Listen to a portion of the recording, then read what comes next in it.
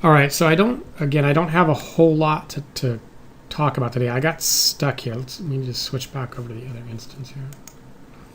So I got stuck a little bit here with the auto add system because the custom study we wrote to deal with the spreadsheet problems for auto adding, it has a problem and we can't figure out what it is. So I spent the week on that issue, and ultimately what we've got now is an updated version of that study with lots and lots of logging, and now I just have to kind of wait for it to happen again. It's a case where I can't it doesn't reproduce in replay, but we see it in live a couple times now. We saw it live a couple times inside of a week, so it can't be that rare.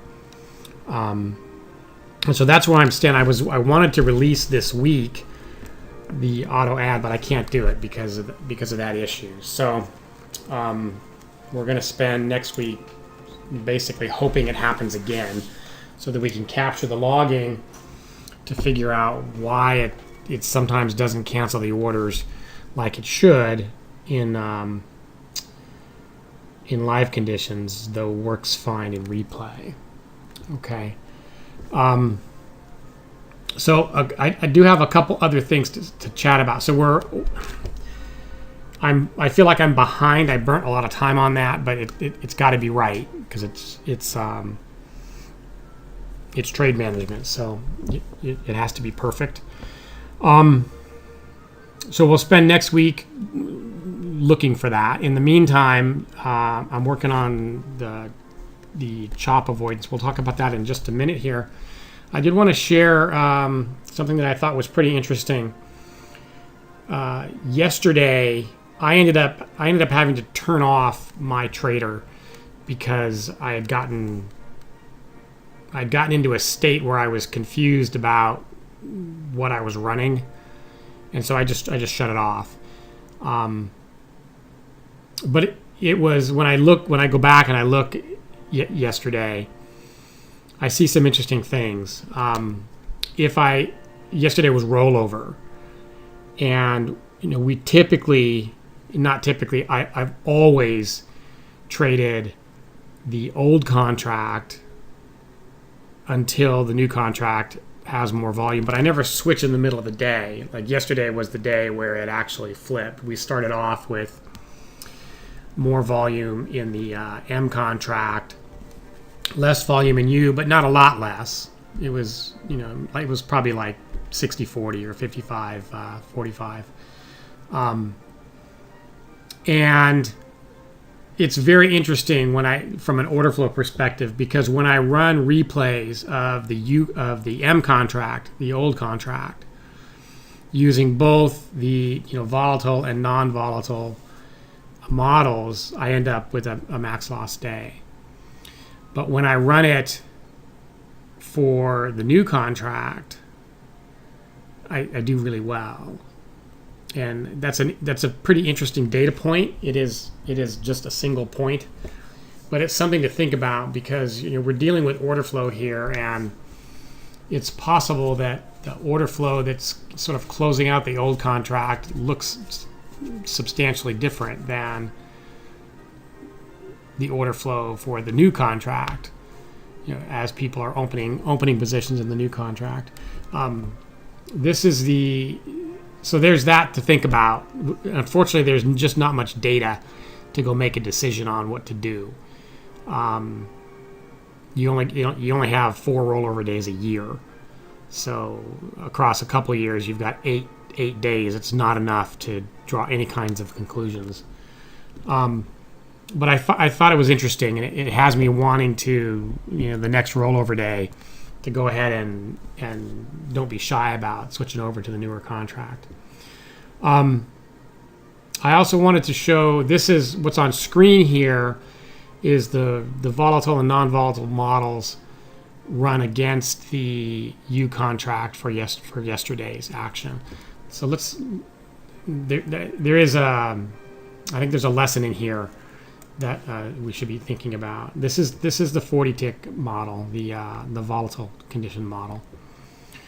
And what happens here is in the U contract is that we catch. You can see it was really ugly here. We had a big overnight range, so I didn't even start until 7:05, which is over here somewhere. Okay. The U contract, the model cleanly catches this this turn here. Unfortunately, I blew the codes out because I was doing some other work. It is a, what is that? That's a failed pullback. And then catches this nice fall here. It adds right there. All right, and what is the add? The add is the add's on the break. No, it's not on the break. Oh, type 2 pattern reversal is what it's adding on. Okay, and then it hits. It moves the target to break even plus 80, and then it hits that target, and so you make 25, 50, and 15 on that move. Okay. It then takes this short here on a failed break. It's a 241 or something, 251. So it sees the break and says, no, I think that's going to fail, and then shorts it and takes a 10 tick loss. And I think that's all it does. Yeah, that's it through here. All right. So that's 38 points because this beautiful fall here with an add catches that full 20 points on 2 contracts. Now let's look at the 30 tick, and then there's something here I think we should think about. Here's the 30 tick model. Okay, so the normal market model, which is the model that I would normally expect to be running. Okay, based on our average daily range. Okay, again, it's the same ugliness here. It catches this. It catches the same short up here. Okay. So they're identical in this respect. They both models see that fall coming. They both do the same add. They make the same amount. It's really nice. They both take the same short here. So the order flow looks the same to both models. Keep in mind that the other model requires it's stricter in terms of how much noise it's willing to tolerate, basically. But the 30 tick also catches this break here, okay, and then it does an add that looks kind of ugly to me, right there, and then it makes a little bit of money. I wouldn't think that's ugly if the market just cranked, but it's doing an add off of this little pattern right here. This pattern here, this little pullback. That's a type 2 pattern long. Okay, so if the market's running, I'm going to be super happy because it comes back. That looks like it's not wouldn't be my first choice for an add. So you make a little bit there, and then this is the one that I think is kind of the most interesting, which is right here. So this is it's a 151. So it's a failed break. It's on this bar, right? So we wait for that up bar, and you can see what happens here. I get stopped out to the tick before this nice move, and so the message here is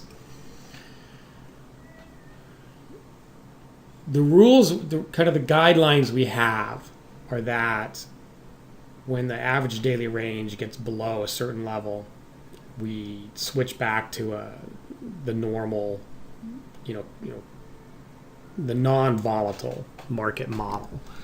Okay, and what I see just comparing these two just on one day is that you get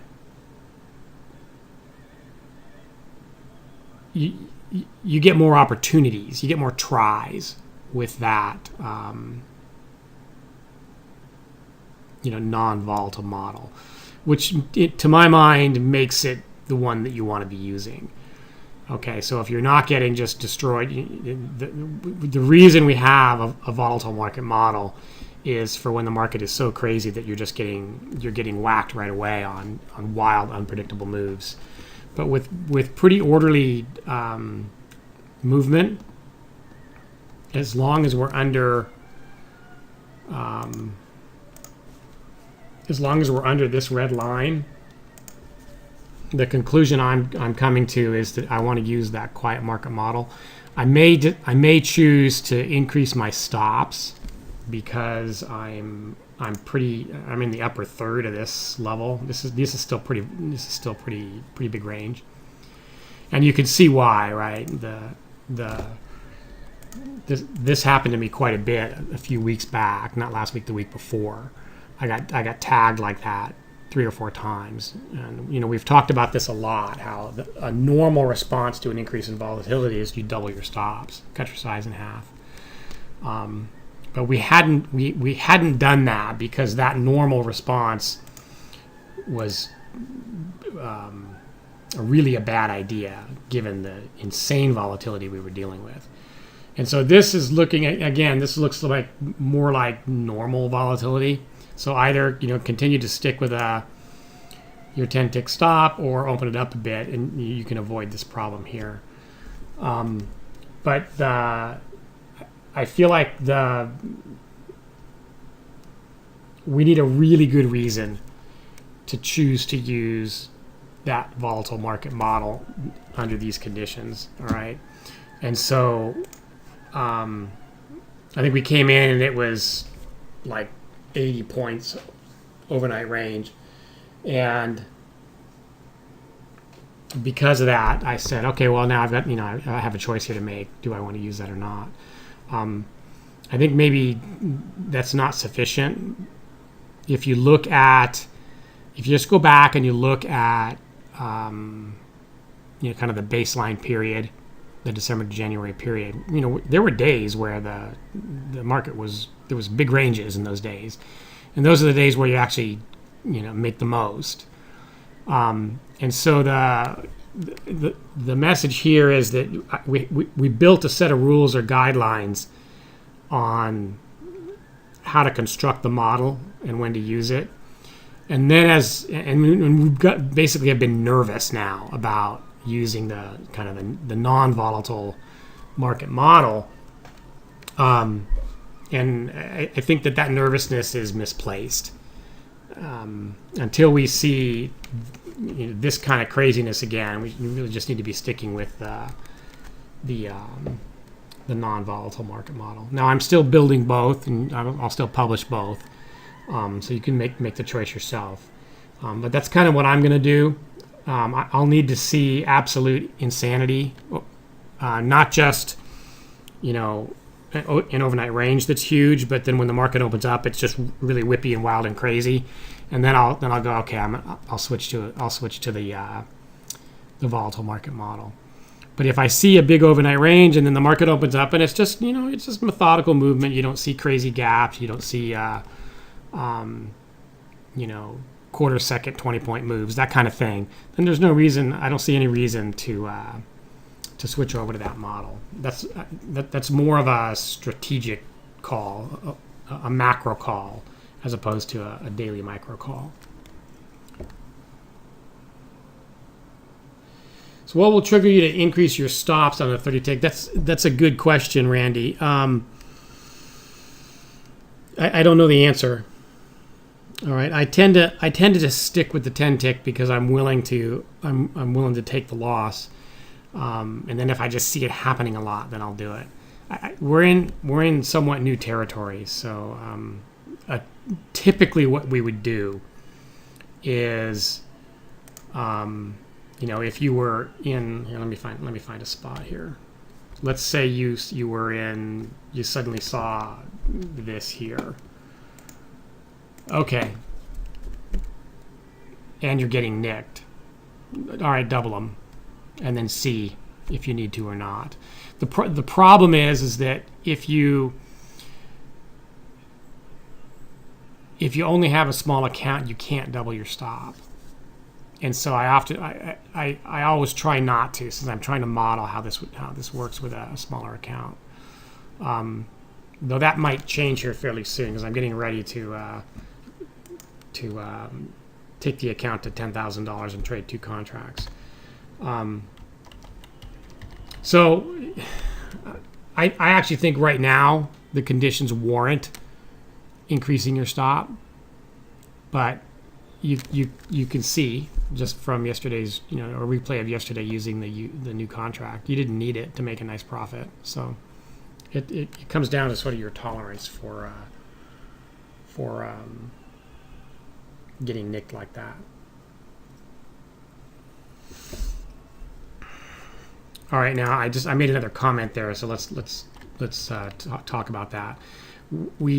Once I get this trade management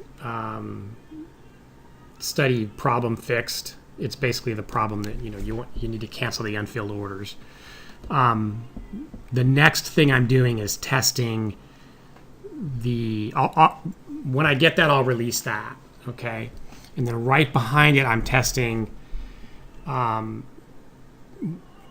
trading 2 contracts and scaling out, while also adding under the rules we've defined, okay? And to do that, you have to have more money. If you're going to trade 2 contracts, you can't have just a $5,000 account. You have to go to 10. All right, so I'll start that testing, and I intend to get the system working. And the reason is, beyond the fact that by committing more capital, you have the opportunity to make more money.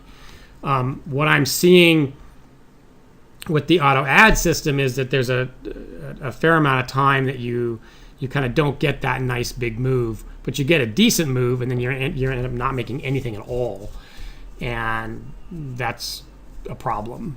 So I'm curious to see how things look if I trade 2 contracts and take one off at 20 ticks, and then just do everything else the same.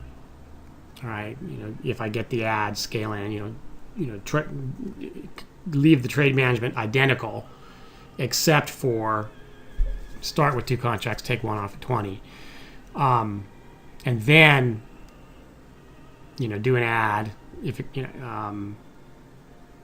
it comes up, and aim for 80 ticks for on multiple contracts like that. So I'm curious to see how does that work in across an entire 3-month contract run. Okay, I can see a bunch of cases individually where, gosh, I got 10-point runs, but ended up not making anything because I'm trying to catch a nice ad, and is there a middle ground there or not? All right, and so again, it's the same thing. You can't allow just the few instances that you see something to govern what you do. You got to go build that and then run it across 2 or 3 months of trading and see how does it actually work over the long haul. All right, so that's next after I get the current auto ad system kind of out the door. All right, now the thing that you saw me working on, if you logged in, actually even if you logged in on time,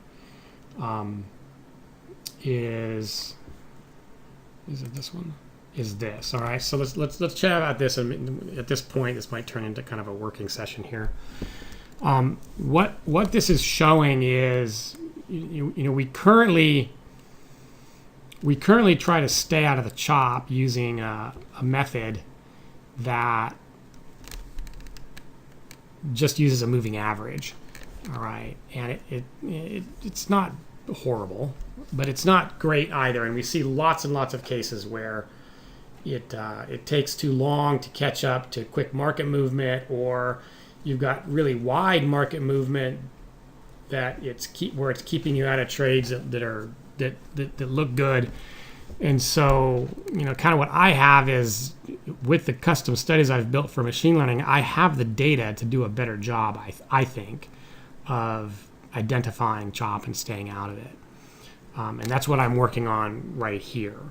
All right, so basically what this is showing you is, if it's red, then I'm not willing to take a short. It's too choppy to the short side. And if it's blue, then I'm not willing to take a long. It's too choppy to the long side. In other words, I'm not saying, okay, it's too choppy, don't do anything. I'm not doing that. Instead, I'm saying I'm seeing that there is resistance above us. Don't take a long until you clear that resistance. Or I'm seeing that there's support below us. Don't take a short until you see that support broken, with one caveat that we'll get to in a moment. All right, and so what you're seeing here is me working through that logic. All right, and the basic logic is that, well, actually, so what's on screen is if you see red, that means no shorts. If you see blue, that means no longs. And if it's purple, well, then they're overlapping, and that means nothing. Don't do anything. Okay. And so when I look at it here, okay, yeah, I agree. Don't do anything through this hellish sideways chop of death here. But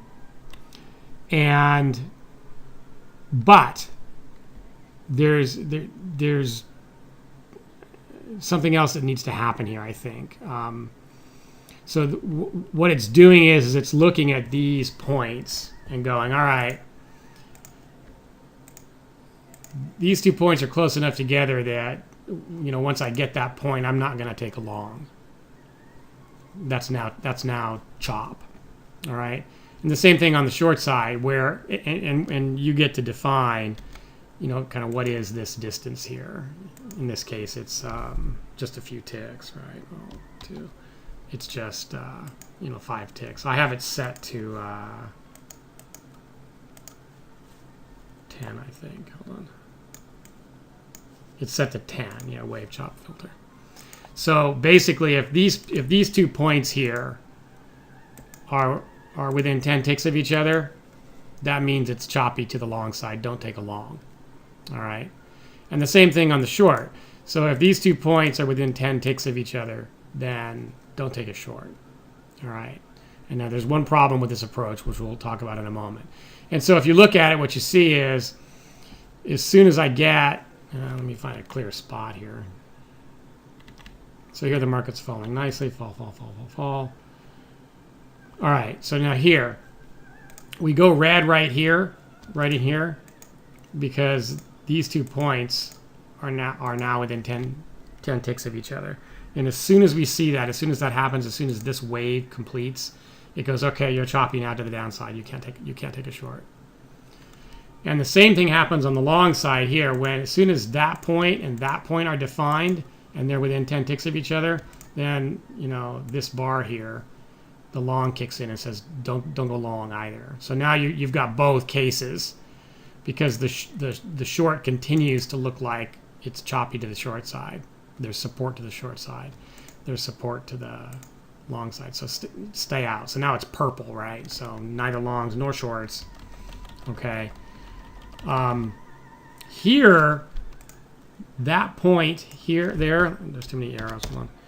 This point here is now pretty far from there, more than 10 ticks. And so the red goes away. You could take a short now, is basically what that says. As soon as this bar here finishes drawing and the wave completes, you go, okay, I can take a short now. But then right away, you get another point. So now it's back to red again. All right.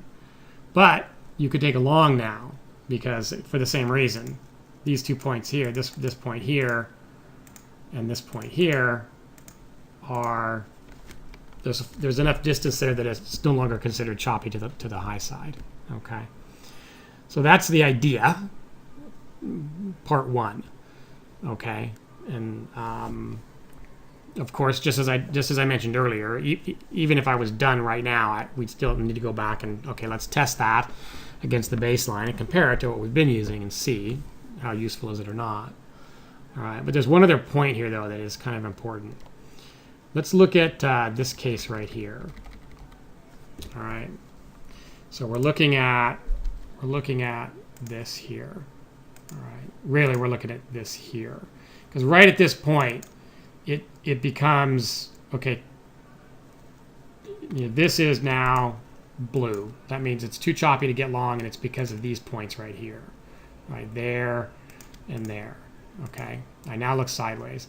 So basically, instead of some laggy, 89 period moving average, it's as soon as you get a wave complete, you're making a decision. Okay, am I choppy or not now? Every wave complete, am I choppy or not?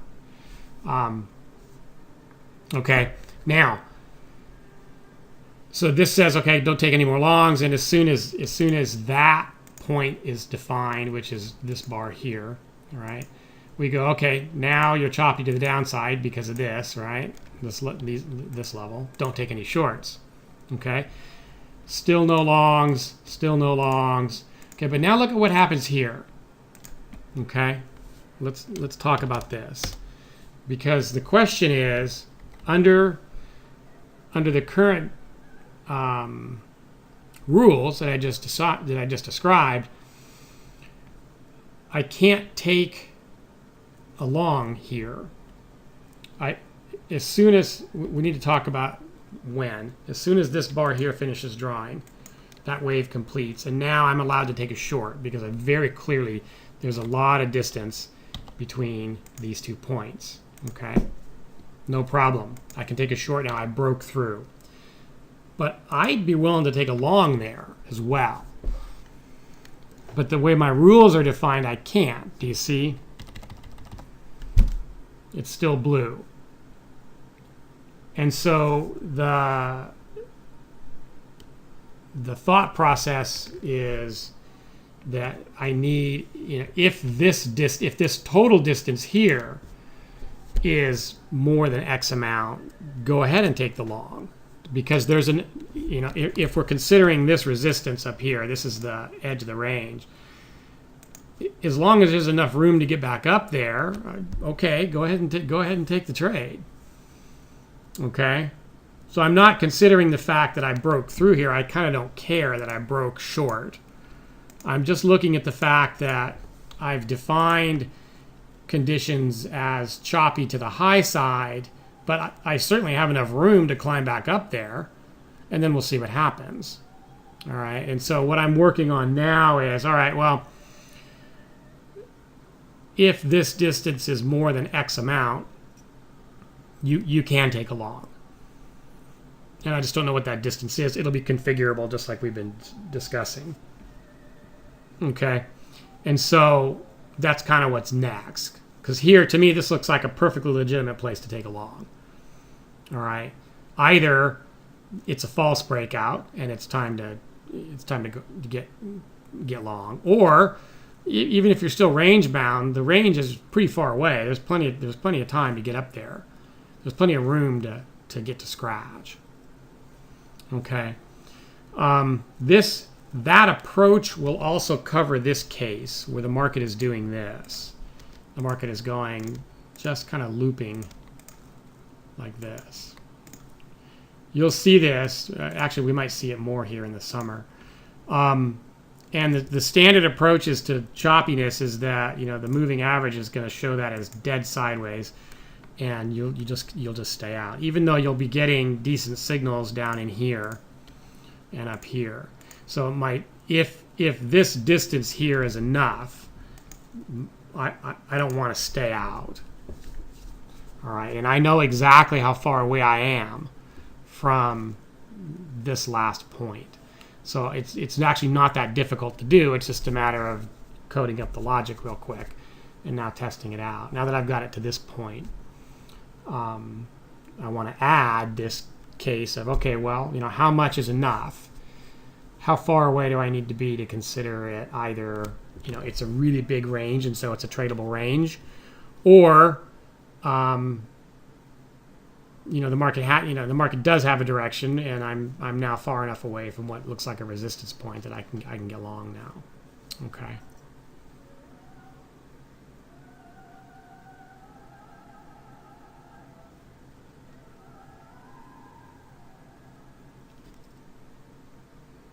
Everyone's really quiet today.